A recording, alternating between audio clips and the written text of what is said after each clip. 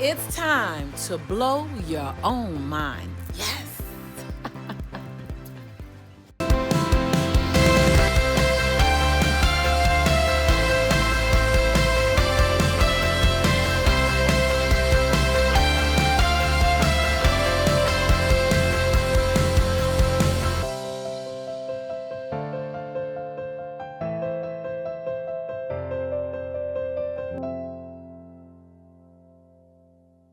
Hi there, and welcome back to the Lisa Nichols Show, where I share tools with you that we both want and need to live a breathtaking life, the life that we deserve, to figure out how to navigate through our emotions, our relationships, our actions, how to get to our goals, heck, how to surpass our goals.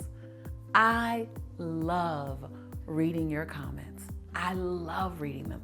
I love being in this cyber relationship with you where I serve you and then you give me feedback as to how did that feel.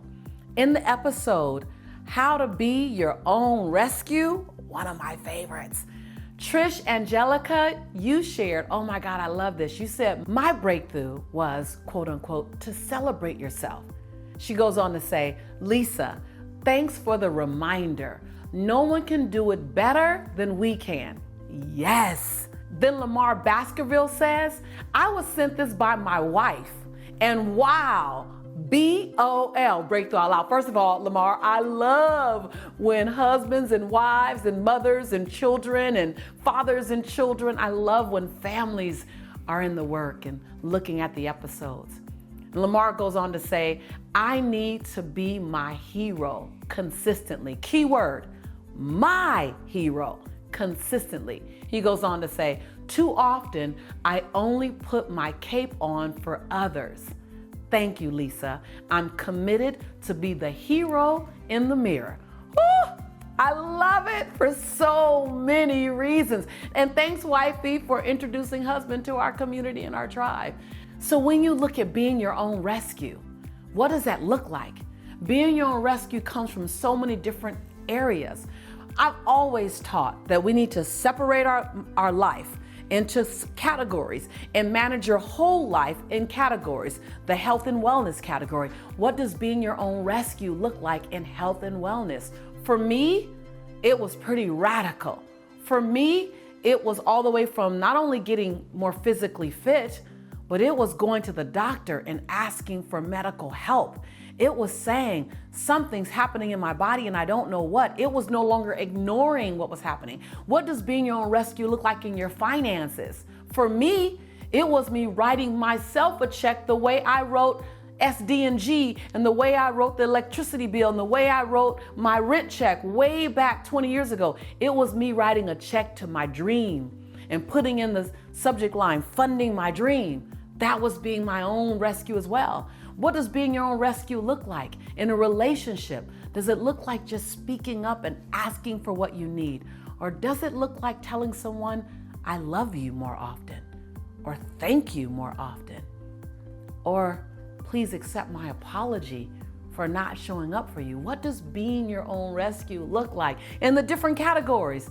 And then what does action look like to be that rescue? Because when you can be your own rescue, you actually are your own superhero. You actually are your own best friend. You actually become everything you need for you. And then you can serve everyone else from your overflow. I love it.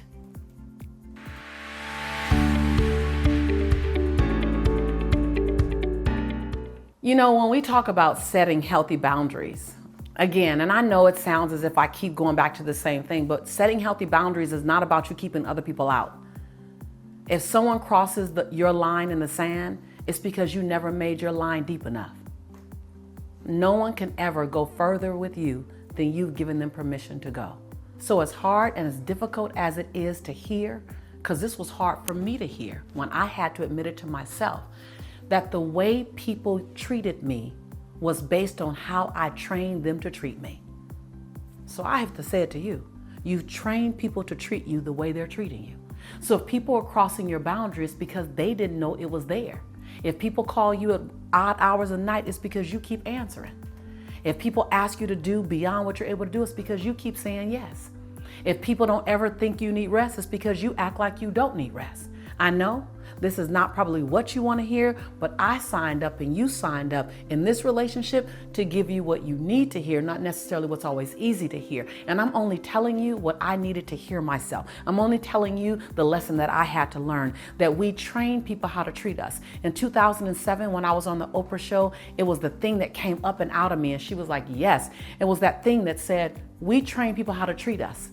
Like they're looking at what we're saying yes to and what we're co-signing on. And if we're the yes woman or the yes man all the time, then one, our yes isn't as valuable because everyone automatically expects it because we give it away all the time.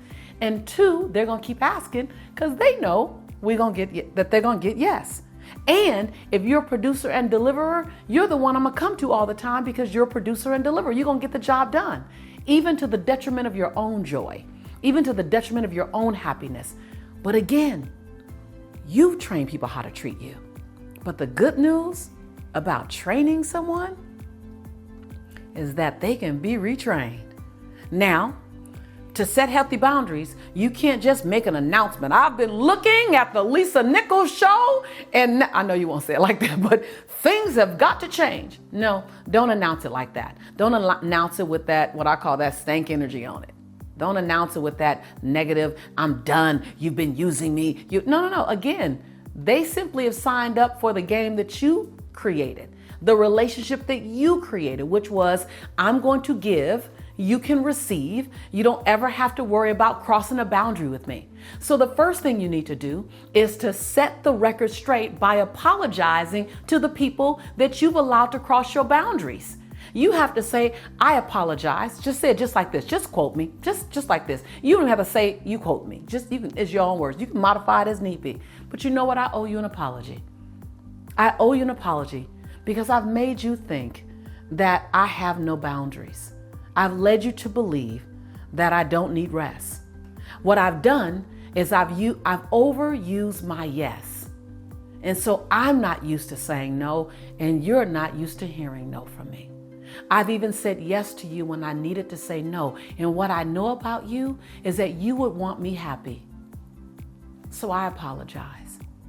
I set something in motion that doesn't even work for me. I love you. I know you love me, and I love the relationship, but I need to make some tweaks. I did this. Don't do it in any passive aggressive way that indirectly blames them. No, own your stuff. You are a leader. Own your mess. Own your choices. Own the results. I had to do it. Hold on. I set everyone up to believe that I can handle everything. I kind of like being the hero of the story. It was my ego or my self-esteem that needed to be fed for the last 10 years. And now I've grown up enough to realize I don't need that. And so in this new season, I need to set healthier boundaries. It's not about you. You never saw my line, so you didn't know that you were crossing it. You never saw the boundaries, so you didn't know where they existed. That's on me. Ooh, now that's grown folk talk. That's grown folk talk. That's adult. That's emotional literacy at its best. So I know it might make your knees knock. It might make your teeth chatter, but pull up your big boy pants, pull up your big girl pants and make it happen. Because on the other side of that is the experience that you deserve and the one that you're looking for. But it first requires you to do the work. In a previous episode, I talked about your Popeye muscle. That's the thing you've been doing for a long time already. That's the letting everyone cross your boundaries. That's the saying yes to everyone. And then there's that olive oil muscle. You know, the muscle that hangs down here because it's underdeveloped. That's that setting healthy boundaries muscle. That's that apologizing for how you've shown up and allowed other people to not even see your boundary. That's owning it. Oh, yeah, I know. It can be intense, but it's so incredibly beneficial. So let's do it. Let's reclaim your boundaries. Let's reclaim your joy. Let's reclaim your life. Let's reclaim your future. Let's reclaim and design it in a way that serves everybody. Because when you do this, you will model for those who are witnessing you. You will model. People won't choose to be out of relationship with you because you apologize for never setting boundaries. It'll be a little disruptive. It'll be a little uncomfortable. It'll be a little new. And then they'll settle in it. And then we know something new. And then you've inspired others to do the same. And what I know about you is that you want to be an inspiration to those around you. Because if you didn't, you wouldn't be here. So let's go inspire. First, let's course correct what's out of order. Let's set some healthy boundaries. And then let's inspire others to live whole, full lives in relationships by watching you. Remember, this show is not just a monologue. Oh, no, no, no, no, no. I am not going to be the only one talking here. I want to hear from you. Your words, your feedback, especially on this one, because I kind of gave it to you on this one. I gave it to you what I like to call straight, no chaser. That's when I can't quite rub you at all times. Sometimes I got to shake you. It might feel like a pinch. It might feel like a nudge. It might feel like a poke. But some of our best breakthroughs come when we've been pushed out of our comfort zone. I'd love to hear from you. What was the biggest lesson that you learned from this episode? What was the aha? What's the boundary that you haven't set or that you get to set? And what's that conversation that you get to have? Even practice the conversation here. Just do quotes and do the conversation here and see what it feels like. And then ask for feedback underneath so that our other tribe members and community members can give you feedback. Practice. This is what we're here for. And if you haven't already done so, be sure to subscribe. Because if you haven't figured it out yet, this is home. This is where delicious, dynamic conversations occur. This is where breakthroughs occur. This is that home study course in the comfort of your home for the best price in town, free 99. And we are your tribe. We're your community. And I'm your sister in prosperity and in possibility. And I love it when you're here. It's not the same if you weren't. And every single time that I say I believe in you and I love you, it's for one reason. I do. And I can't wait to see you real soon.